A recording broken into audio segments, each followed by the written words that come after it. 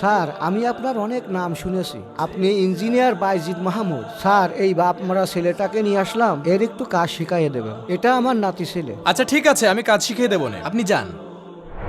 আচ্ছা তুমি এখন যাও, গিয়ে আমার জন্য চা নিয়ে আসো। আচ্ছা ঠিক আছে, এই নিন মহাজন। মহাজন আমাকে একটা কাজ দেন। এক কাজ কর, আমি দুপুরে বাড়ি যাচ্ছি না, তুই গিয়ে আমার খাবারটা নিয়ে আয়, যা। আচ্ছা ঠিক আছে। মহাজন আজকে তো একটা কাজ শিখান। আরে কাজ পরে শিখিস, এত তাড়াহুড়োর কি আছে? তুই এখন এক কাজ কর, আমার বাজারের ব্যাগটা বাড়িতে দিয়ে আয়, যা। আচ্ছা।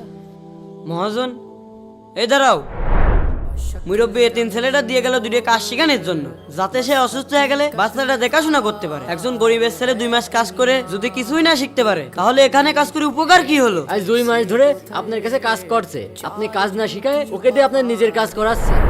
তোরা ঠিকই বলেছিস, এভাবে সময়গুলো নষ্ট করা ঠিক হচ্ছে না। আজকেই তোকে আমি কাজ শিখিয়ে দেবো।